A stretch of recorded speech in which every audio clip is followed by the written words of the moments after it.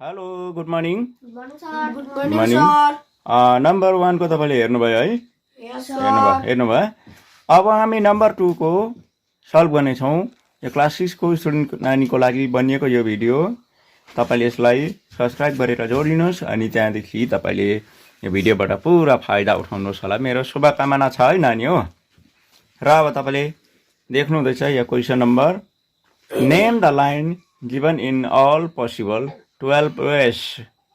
Name the line given in all possible 12 ways, choosing only 2 letters at a time from the four given. यहाँ हेर्नुहोस् एउटा green कलरमा line तपाईले देख्नु हुँदैछ है बीच बीचमा तपाईले पोइन्ट देख्नुभयो त्यहाँबाट त्यहाँदेखि पोइन्टको नाम पनि छ ए बी सी डी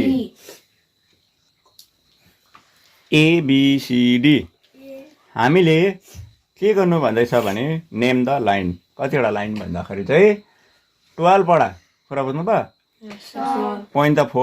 4 मात्रै देख्छ हैन लाइन पनि 4 मात्रै होला 1 2 3 मात्रै जस्तो देखिन्छ तर यहाँबाट हामीले 12 वटा लाइनहरु निकाल्न सकिन्छ कुरा बुझ्यो र त्यो चाहिँ आज हामी सिक्ने छौं र नानीहरुले पनि सिक्नु होला म त केही जान्दैन हैन हाम्रो सिकाउने काम हो सिकाउँदै छु ल अर्को पेज लिएर म आए ल त त्यस्तै मैले बुकमा भएको जस्तै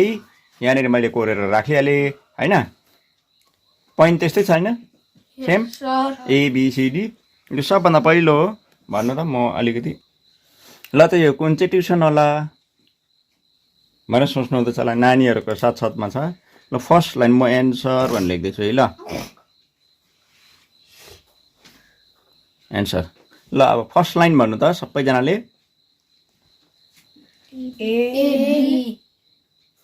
ए बी किन यो पिस लाइन हो कुरा बुझ्यो ए बी लाइनको लागि हामीले दुईटा क्यापिटल लेटर साथमा लेखेपछि बुझ्नु पर्यो एबी भन्नाले बुझ्नु पर्यो यहाँदेखिको यहाँसम्मको लाइन भनेर बुझ्नु पर्यो कुरा बुझ्यो हैन किनभने यो भन्दा अलि अगाडिको भिडियोमा हेर्नु भयो होला नम्बर 1 त्यहाँबाट तपाईले मज्जाले बुझ्नुहुन्छ ल अब कमा लगाए अर्को बीसी यसो गर्दिनु बीसी ल बीसी है कमा लगाइदिनु अर्को कतिवटा भयो सीडी सीडी हो त्यहाँदेखि एडी एडी हो लाइनको यसो लाउनु पर्छ बीडी अब तपाईले हेर्नुस् यसैलाई अझै बेसी लेख्न सकिन्छ त्यो चाहिँ के भन्दाखेरि एबी लाई हामीले त्यहाँबाट अब यसलाई 4 लाइन भइहाल्यो कतिवटा लाइन भयो अरे 4 लाइन भयो यसलाई अब सजिलै 8 हुन्छ कसरी भन्नु त यो एबी छ नि देख्यो एबी एबी लाई हामीले बीए लेख्न सकिन्छ कुरा बुझ्यो एबी पनि यही लाइन हो बीए पनि यही लाइन हो कुरा बुझ्यो यसलाई एबी लाई बीए पनि लेख्न सक्छ भनेपछि पनि बुझ्यो होला यसलाई कसरी गर्नु पर्यो बीसी लाई के गर्नु सीबी त्यहाँबाट सीडी लाई डीसी हो एडी लाई डीए यसो गर्दा 8 वटा भइहाल्यो अब कतिवटा चाहियो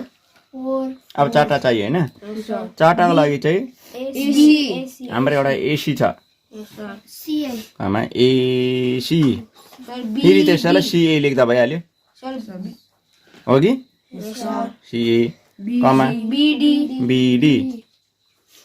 बीडी अर्को डीबी डीबी 12 वटा पुग्यो वाउ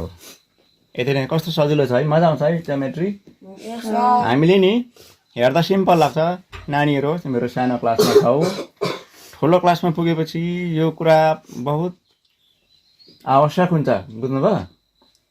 त्यसले गर्दा सानैदेखि राम्रो सिक्नुहोस् यहाँनेर तपाईले कुनै पनि लाइनको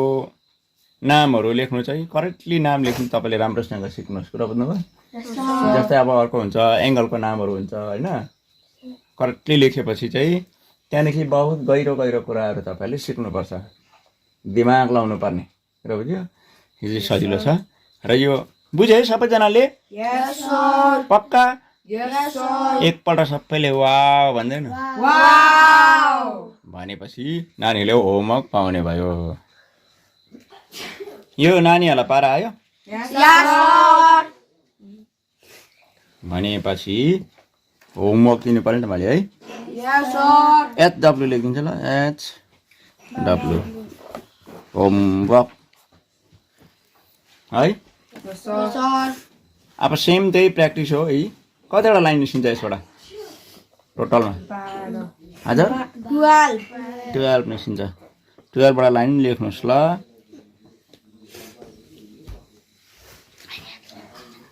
अनि यसबाट कतिवटा निस्किन्छ लाइन 12 पनि निस्किन्छ अर्को छ अलिक तल तल मजेदार जबरदस्त यहाँबाट कतिवटा लाइन निस्किन्छ निकाल्नु ल अनि यहाँनिर भनेपछि हाम्रो लेसन आज यहाँ समाप्त हुन्छ ल हवस् त आजलाई यहाँबाट बिदा गरौँ है भेटौँ अर्को भिडियोमा बाई बाई